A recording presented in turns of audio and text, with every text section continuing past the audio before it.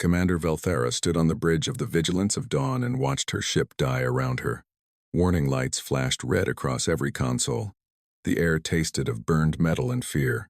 Through the cracked viewport, she could see the other two surviving ships of her fleet, both trailing smoke and debris like wounded animals bleeding into the void.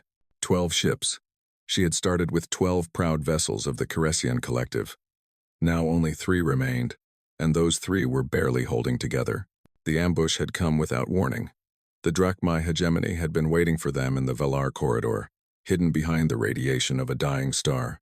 By the time her sensors detected the enemy fleet, it was already too late. 9 ships gone in the first wave of fire. Thousands of her people turned to ash in seconds. "Commander," her navigation officer said, his voice weak. Blue blood ran down the side of his face from a wound he had not bothered to treat. "Jump drives are destroyed. We cannot return to collective space." Velthara closed her 4 eyes and breathed slowly.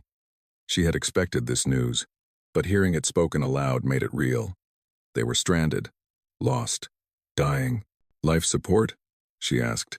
40 cycles, perhaps less. 40 cycles to live.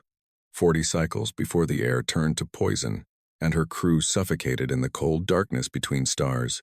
"Scan for any system," she ordered. "Any planet. We need raw materials to attempt repairs." The science officer worked his console with shaking hands. Long minutes passed. The ship groaned around them, metal stressed beyond its limits. "Commander, I have found something." The science officer's voice carried a strange note. "A system with 8 planets.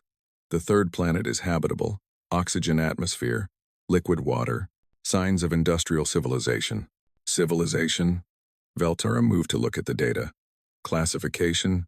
Unknown species. Not in our databases. Pre-FTL technology.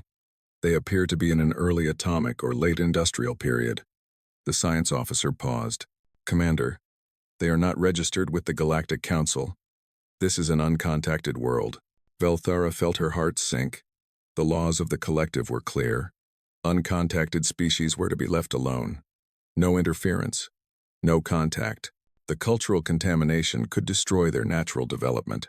But the laws of the collective had not accounted for a dying fleet with nowhere else to go. "Set course for the 3rd planet," she said quietly. "We have no choice." The journey took 6 cycles. 6 cycles of failing systems and desperate repairs. 6 cycles of watching crew members die from wounds that their damaged medical bays could not treat.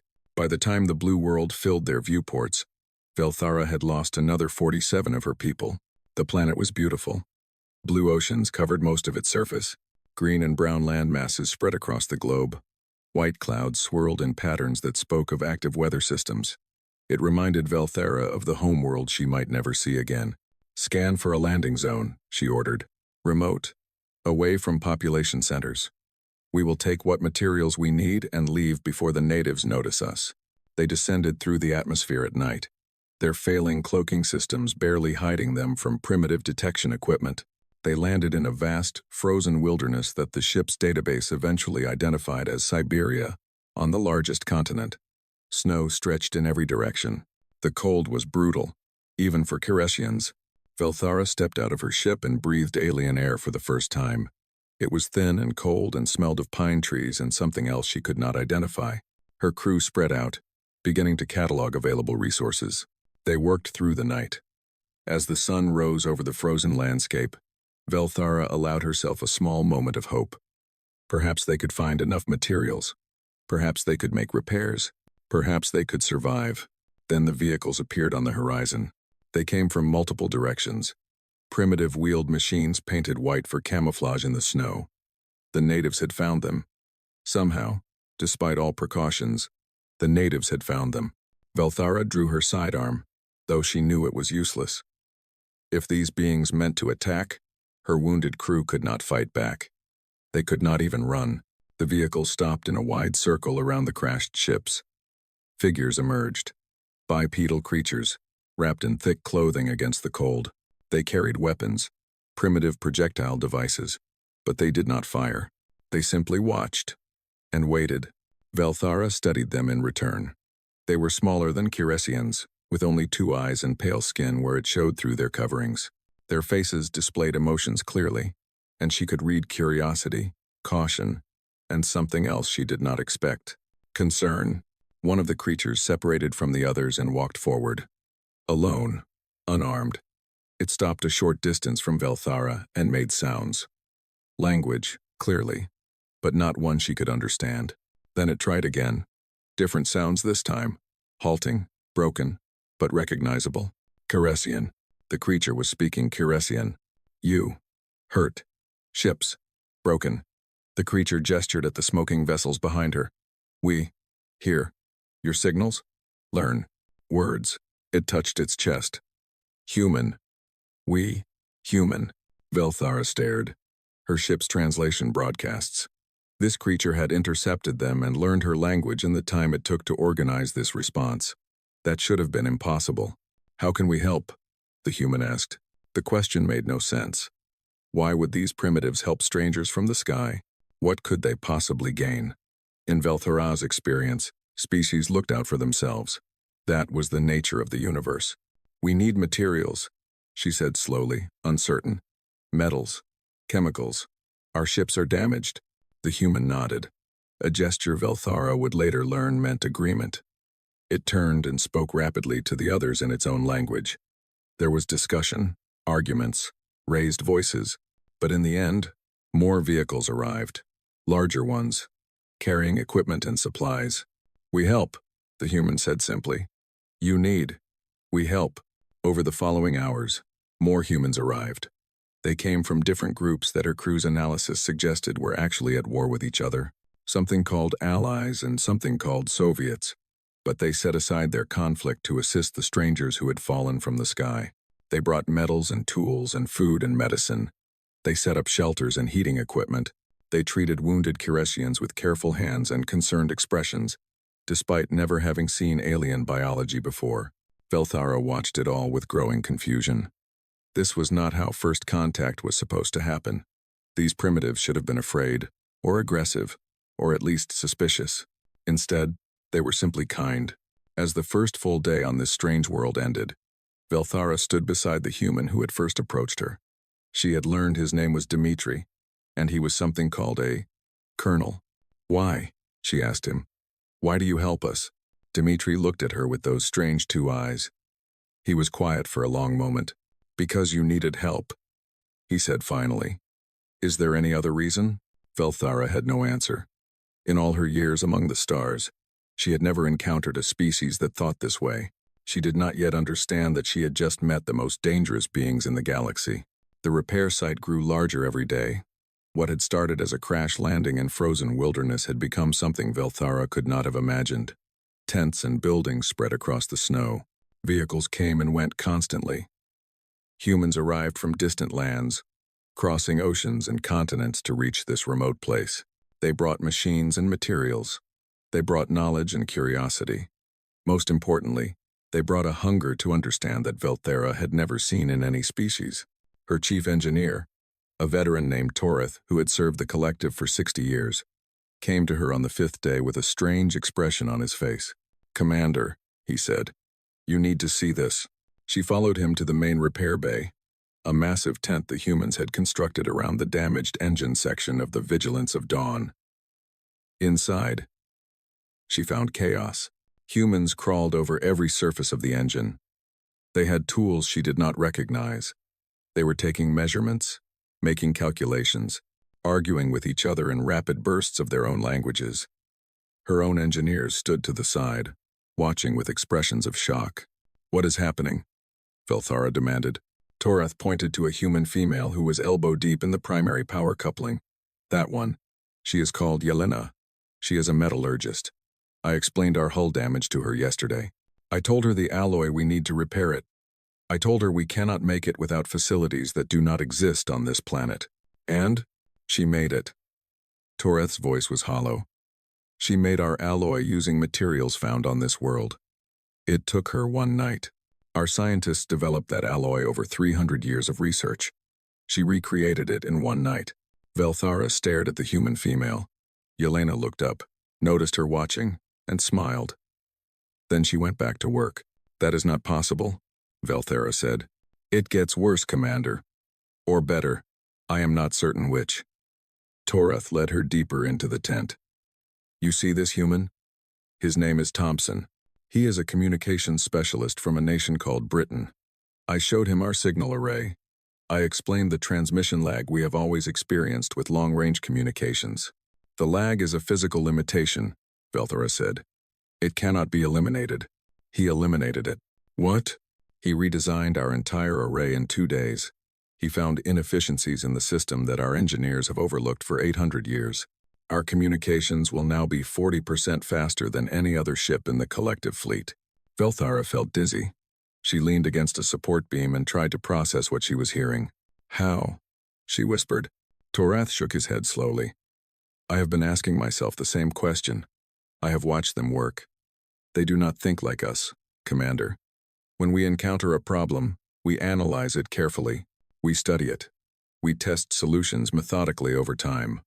When they encounter a problem, they attack it. Attack it. They throw every idea at it, no matter how strange. They argue and fight and compete. They are not afraid to fail. They fail constantly, in fact, but they learn from each failure and try again immediately. They do not stop until the problem is solved or they are dead. A human man approached them. He was older, with gray hair and a tired face. Velthara recognized him as one of the leaders, a general named Harrison from a nation called America. Commander, Harrison said through a translation device her crew had provided. We have been reviewing your navigational data. Our mathematicians have some suggestions. Suggestions? Velthara felt numb. For our navigation? Your jump calculations. We found some inefficiencies. Small things, but they add up. We think we can improve your travel time between systems by about 15%. 15%. Velthara had spent her entire career traveling between stars. Her species had been doing so for thousands of years, and these beings who had never left their own planet thought they could improve her navigation by 15%. She should have been insulted. Instead, she was terrified. General Harrison, she said carefully, your species has never traveled in space. How can you possibly improve calculations you do not understand? Harrison smiled. It was not a threatening expression, but something about it made Velthara's scales tighten.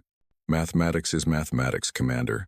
The principles are universal, and we have had a very long time to get good at solving problems. How long has your species existed? About 200,000 years, give or take. And in that time you never stopped fighting each other? Harrison's smile faded. He was quiet for a moment, and Velthara saw something dark pass behind his eyes. No, he said finally. We never stopped. War is what we know. It is what we are good at. Every generation of humans has faced conflict. Every generation has fought to survive.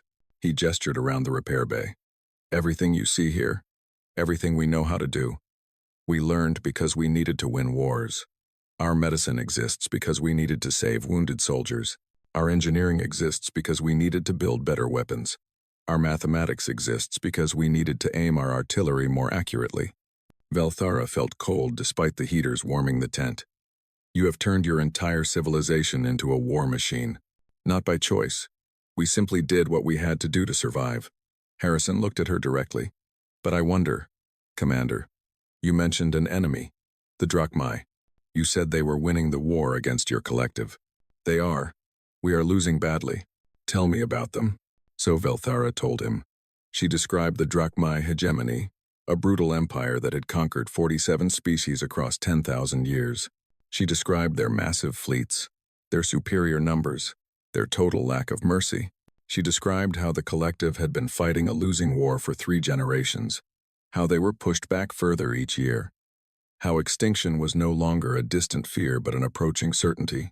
Harrison listened without interrupting. When she finished, he was quiet for a long time.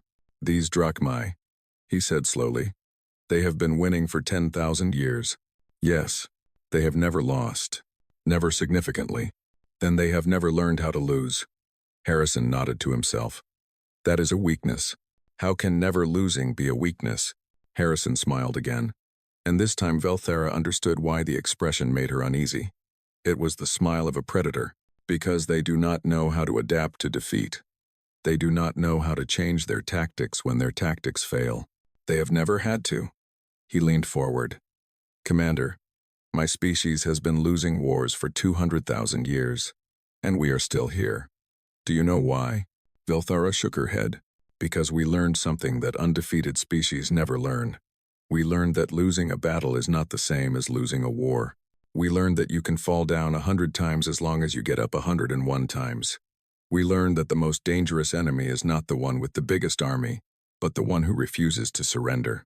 He extended his hand. Your ships will be repaired within the month. Better than new. And when they are ready, I want you to take some of us with you. With us? Why? Because you need soldiers who know how to fight enemies who should be unbeatable? His eyes were hard now. You need humans. Velthara looked at his hand. She looked around the repair bay, at the humans working with furious energy on technology they had only seen for the first time days ago. She thought about the Drachmae, who had crushed every enemy they had ever faced. Then she took his hand. General Harrison, she said, I believe we have much to discuss.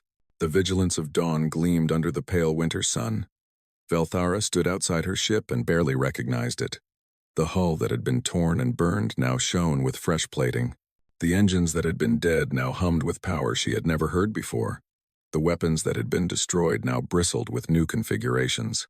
Her ship was no longer a wounded refugee. It was something else entirely. 28 days. The humans had repaired 3 starships in 28 days. They had not simply fixed what was broken. They had improved everything they touched. The other 2 ships, the Silent Thunder and the Morning Star, were similarly transformed. But that was not what made Velthara's hands shake as she prepared for the meeting. She walked up the ramp into her ship and made her way to the main conference room. The human delegation was already there. General Harrison, from America. Colonel Dmitri, from the Soviet Union. Admiral Chen from China. General Laurent from France. Commander Williams from Britain. They sat on one side of the long table, facing the Curesian officers on the other side.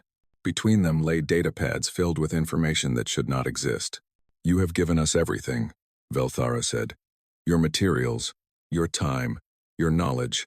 You have asked for nothing in return. That is not entirely accurate, Harrison replied.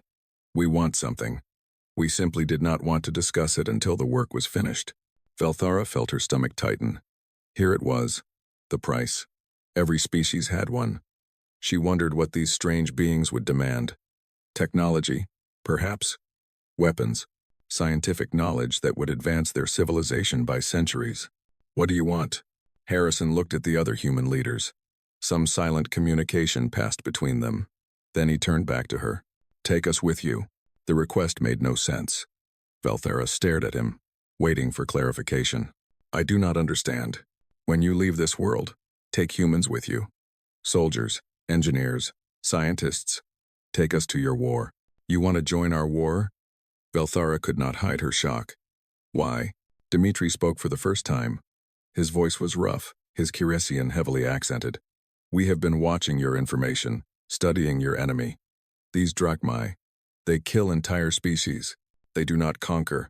They do not negotiate. They simply destroy. Yes, that is their way. And after they finish with your collective, what will they do? Move on to other species, other worlds? Dmitri leaned forward. Will they eventually find this planet? Velthara hesitated. It is possible. The hegemony expands constantly. In time, they explore all space. Then our choice is simple, Harrison said. We can wait here while you lose your war. We can wait until the Drachmae come for us, and we can fight them alone, with no allies and no experience with their tactics. Or we can join you now. We can learn how they fight. We can bleed them far from our home. We can buy ourselves time to build ships and weapons of our own. Admiral Chen nodded. Better to fight the fire in someone else's house than wait for it to reach your own. Velthara looked at her own officers. They seemed as confused as she felt. You would leave your world, she said slowly.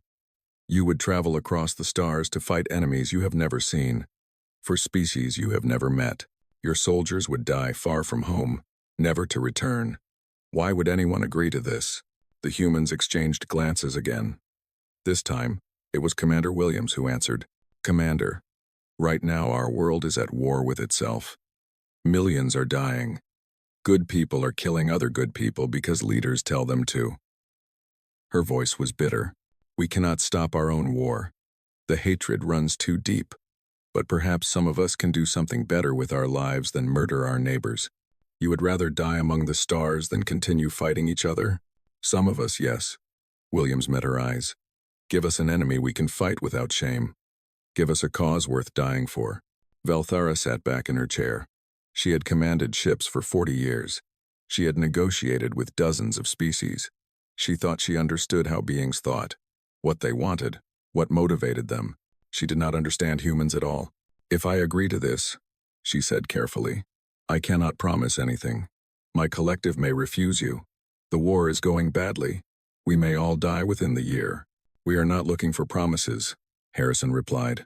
We are looking for a fight. Then I need to see what you can offer. Tactics, strategies. What makes you think you can help us? The humans smiled. It was unsettling how much that expression frightened her now. Harrison pressed a button on one of the data pads. A holographic display flickered to life above the table, showing drachmae fleet formations and battle tactics pulled from Curesian military archives. We have been studying your enemy for 3 weeks, he said. In that time, we have identified 17 critical weaknesses in their standard tactics. 17? Velthara's chief tactical officer, a veteran named Sorath, leaned forward. Impossible. We have fought them for 3 generations. We know their tactics. You know their tactics, Dmitri agreed. But you do not know how to break them. You fight honorably. You meet force with force. You do what is expected. He stood and walked to the display. Drachmae carriers always position themselves at the rear of formations, yes? Protected by screens of smaller ships. Correct, Sorath admitted. And you attack those screens. You wear them down gradually. You try to reach the carriers through attrition. It is the only way. Dmitri shook his head. No, it is one way. Here is another. He manipulated the display. A small ship separated from the Curesian formation and moved toward the Drachmae fleet. But instead of engaging the screen ships, it accelerated straight through them, taking hits, absorbing damage. Suicide, Sorath said. That ship would be destroyed. Yes, Dmitri agreed. But before it dies, it reaches the carrier. And when it dies, the small ship on the display exploded against the carrier's hull. The carrier began to break apart. You would sacrifice a ship to destroy a carrier? Velthara was horrified. Waste lives so deliberately? The carrier has 10,000 crew. The small ship has 50. Harrison's voice was cold. Is it better to lose 50 or 10,000? We do not think that way. We know. That is why you are losing. Silence fell over the room. The humans waited. The Curesians struggled with what they had just witnessed. Finally, Velthara spoke. Show me more. Over the next 6 hours, the humans outlined dozens of strategies. Ambush tactics, psychological warfare, deception operations, ways to make an enemy see threats that did not exist and miss threats that did, ways to turn strength into weakness and numbers into chaos. It was brilliant. It was terrifying. It was unlike anything in Curesian military history. When the presentation ended, Velthara's head was spinning. These tactics, she said. Where did you develop them? Against each other, Harrison admitted. We have been refining the art of killing for our entire existence as a species. This is what we know. Velthara stood and walked to the viewport. She looked out at the frozen landscape of this strange world and the humans working below. Soldiers and scientists, engineers and doctors, all laboring to help strangers from the sky. How many volunteers? She asked without turning around. We have 3,000 ready now. More will follow if we send word. 3,000 humans. Against the Drachmae hegemony. She laughed, but there was no humor in it. The hegemony has millions of warriors. 3,000 is enough to start. Harrison joined her at the viewport. Give us time, Commander. Let us learn. Let us fight. And I promise you this. The Drachmae will learn to fear our kind. Velthara made her decision. Gather your volunteers, she said. We leave in 3 days. As she watched the humans begin their preparations with fierce enthusiasm, she thought about what she was bringing back to her people, either salvation or damnation. She genuinely could not tell which. The Valar system had been chosen as the place where the Curesian collective would die. Supreme Commander Draktor of the hegemony had assembled 200 warships for this final battle. His orders were clear: complete extinction. Not one Kyresian vessel was to escape. Not one colony was to remain. The collective had resisted for 3 generations. Now that resistance would end. The collective's last fleet waited near the 3rd planet of the system. 50 ships, all that remained of a civilization that had once numbered thousands. They were outnumbered 4 to 1. Their ammunition was low. Their crews were exhausted. Their hope was gone. Admiral Kareth of the collective stood on the bridge of his flagship and watched the Drachmae Armada approach. He was old. He had fought this enemy for most of his life. He knew he was about to lose for the final time. "All ships," he said quietly into the fleet communication channel. "Prepare for engagement. Fight well. Die with honor." The responses came back. Acknowledgements, farewells, prayers to gods who had stopped listening long ago. Then something appeared on his sensors. 3 ships emerged from jump space behind his fleet. They were broadcasting collective identification codes, but their signatures were strange. Wrong. They moved differently than any Kyresian vessel he had ever seen. "Unknown ships," his sensor officer reported, confusion in her voice. "They are broadcasting on all frequencies. Audio and music." Music? The bridge speakers crackled to life. Sound filled the room. Harsh, powerful, triumphant sound. Human orchestral music, though Kareth did not know what it was called. It was like nothing in any collective database. Then a voice cut through the music. Female. Calm. Speaking accented Kyresian. "Admiral Kareth, this is Commander Velthara of the Vigilance of Dawn. We apologize for our delay. We have brought reinforcements." Kareth stared at his display. Velthara? He knew that name. She had been reported lost months ago, presumed dead with her entire fleet. "Velthara, you survived? But 3 ships. This is your reinforcement? 3 ships against 200? 3 ships, Velthara agreed. And 3,000 humans. What is a human? The music grew louder. The 3 strange ships accelerated past the collective fleet, heading directly toward the Drachmae Armada. They were not moving in any recognized formation. They were not following any tactical doctrine Kareth had ever studied. They were attacking. All collective vessels. Velthara's voice came again. "Follow our lead. When you see openings, strike. Do not hesitate. Do not question. Trust us." "You are insane," Kareth breathed. "You are flying 3 ships against 200. You will be destroyed in minutes. Perhaps. But watch what we do in those minutes." On the Drachmae flagship, Supreme Commander Draktor watched the 3 approaching vessels with amusement. His tactical officers had identified them as Kyresian design but modified in ways they did not understand. It did not matter. 3 ships could not threaten his fleet. "Destroy them," he ordered casually. "Then proceed with the extermination." The forward elements of his fleet opened fire.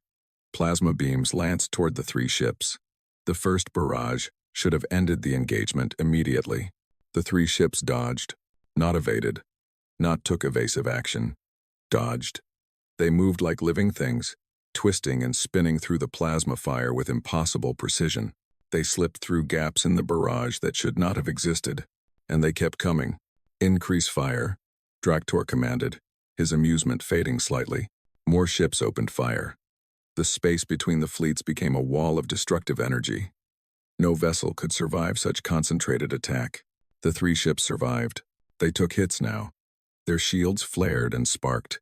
But they did not slow down. They did not turn back. They drove forward like missiles aimed at his heart. Then they reached his formation. Draktor had never seen ships fight like this. They did not engage in proper combat. They did not exchange fire at appropriate distances. They flew directly into his fleet, weaving between his own ships at speeds that made targeting impossible, and they were not aiming at his warships. "They are targeting our ammunition ships," his tactical officer reported, voice rising with alarm. "They are ignoring our combat vessels entirely." "What?"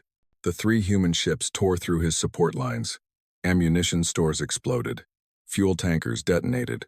Supply vessels became expanding clouds of debris.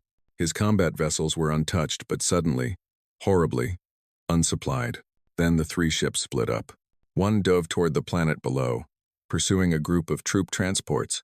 Another climbed high above the battle plane, firing at a communications relay that coordinated fleet movements.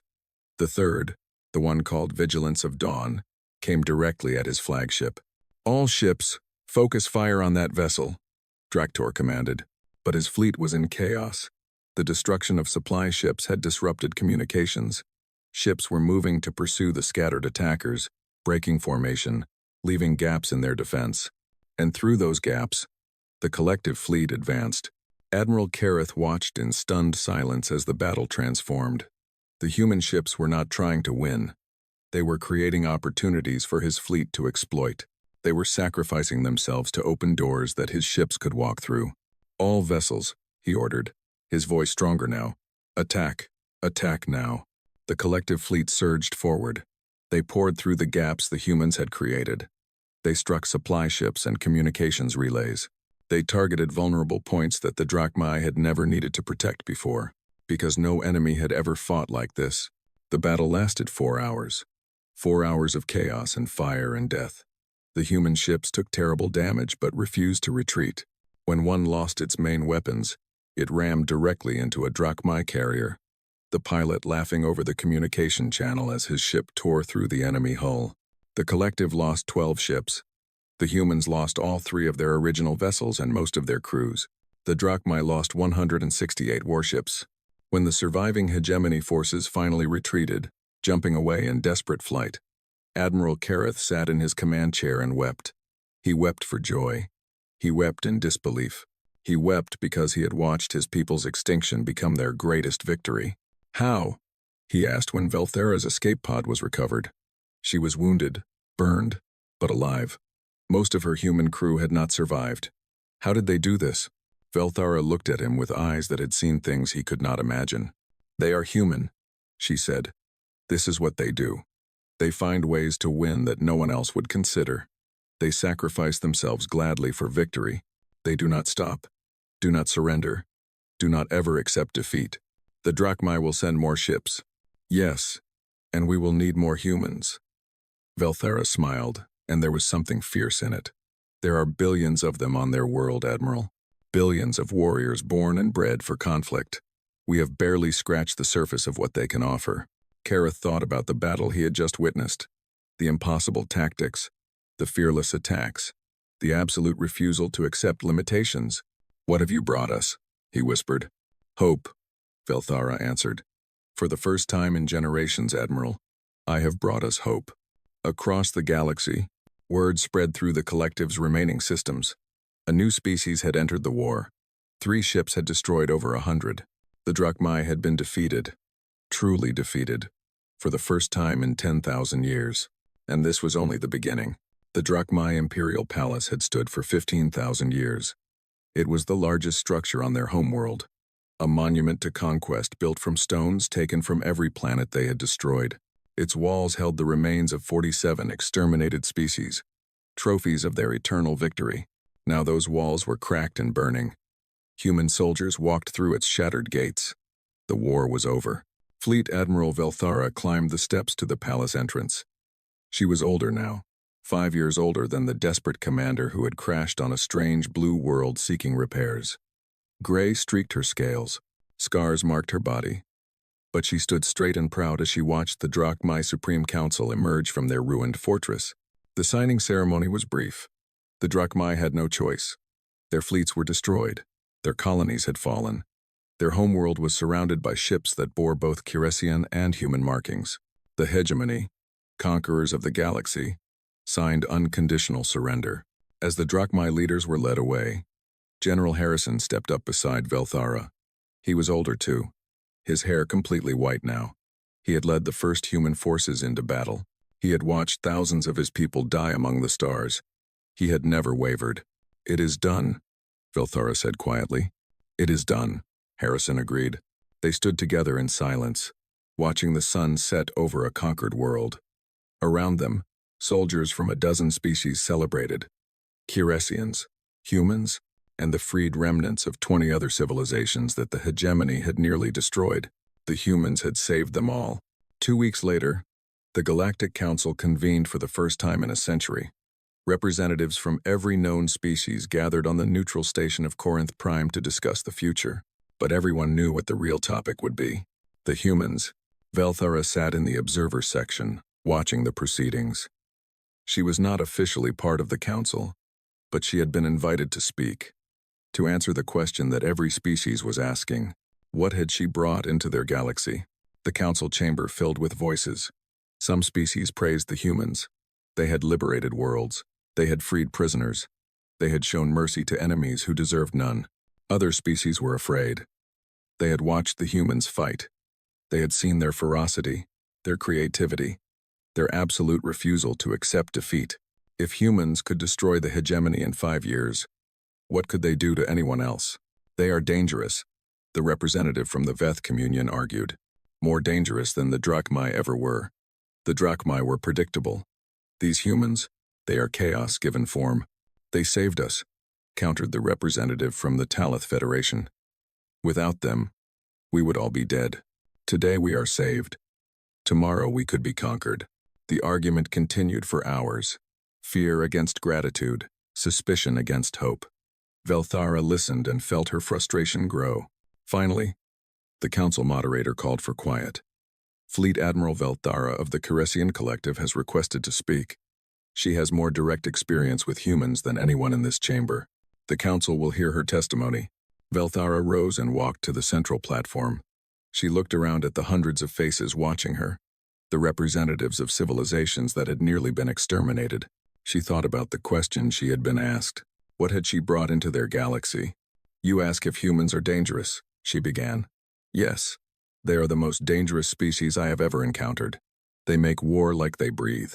Constantly, creatively, without hesitation. They will find ways to kill you that you cannot imagine, cannot prepare for, cannot defend against. Murmurs of alarm spread through the chamber. Velthara raised her hand for silence. But I have also seen them weep over fallen enemies. I have seen them build hospitals on conquered worlds. I have seen them teach their children that strength exists to protect the weak, not to prey upon them. She paused, gathering her thoughts. They are warriors, yes, but they choose what they fight for. When my ships crashed on their world, they had every reason to fear us. We were aliens, unknowns, potential threats. Instead of attacking, they asked how they could help. When we told them about our war, they did not turn away. They volunteered to fight beside us. She turned slowly, meeting the eyes of representatives from every species present. Millions of humans left their world to join our war. They traveled across the galaxy to fight enemies they had never seen, for species they had never met. They bled for us. They died for us. Many of them will never return to the world of their birth. Her voice grew stronger. They came to us broken and desperate, seeking only to survive. We helped them, and when their ships were repaired, they did not simply leave. They stayed. They gave us everything they had, not because they owed us, not because they wanted something from us, because they believed it was the right thing to do. She stopped in front of the Veth representative, who had spoken most strongly against the humans. You fear what they might do to you. I understand. I feared them too at first. They are different from us. They think differently. They fight differently. They see the universe in ways we do not comprehend. But I have fought beside them for 5 years. I have watched them sacrifice themselves to save strangers. I have seen their generals weep when they could not save enemy civilians. I have heard their soldiers pray for the souls of those they killed. She returned to the center of the platform. Humans are not monsters. They are simply human. They carry within them the capacity for terrible violence and for extraordinary compassion. They can destroy worlds or build them.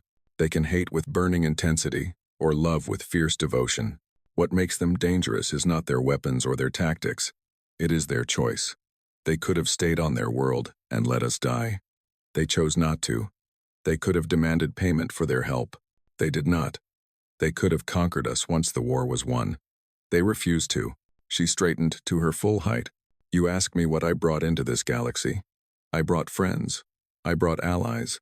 I brought warriors who will stand beside you against any enemy. I brought the only species that ever defeated the Drachmae hegemony. Be afraid of them if you wish. But I tell you this. We are fortunate beyond measure that when the universe finally met humanity, they chose to be our friends rather than our enemies. Because if they had chosen differently, none of us would be here today. The chamber was silent. Velthara walked back to her seat and sat down. The debate continued, but she knew she had won. The humans would be accepted. They would join the Galactic Council. They would help rebuild what the hegemony had destroyed. And perhaps, in time, the galaxy would come to see them as she did. Not as threats or saviors, but simply as people. Strange, violent, creative, compassionate people who had faced the universe's cruelty and answered it with stubborn hope. On Earth, a monument was built outside the city of Geneva. It was made of stone from 100 worlds, donated by species that humans had helped save. The names carved into it numbered in the millions, every human who had left their world to fight among the stars. At the base of the monument, an inscription read in 100 languages, human and alien alike. They asked for repairs. We gave them everything. And in return, they gave us the stars. Velthara visited the monument once, near the end of her life. She stood before it for a long time, reading the names she recognized. Friends, comrades, heroes who had died so that her people might live. A young human child approached her, curious about the alien visitor. "Were you in the war?" the child asked. Velthara smiled. "Yes, I was. My grandfather was too. He did not come back. I am sorry." The child shook her head. "He said it was worth it. He said he got to see the stars." Velthara looked up at the sky, where stars were beginning to appear in the growing darkness. Somewhere up there, human ships patrolled trade routes that had known only fear for millennia. Human colonies grew on worlds that had been wastelands. Human laughter echoed in stations built by species that had nearly gone extinct. "Yes," she said softly. "He saw the stars, and he helped give them to everyone else." The child smiled and ran back to her parents. Velthara watched her go, thinking about the future. A future that existed only because a desperate fleet had crashed on a small blue world and found unexpected kindness. The universe was vast and cold and dangerous, but humanity had looked into that darkness and refused to be afraid, and that had made all the difference.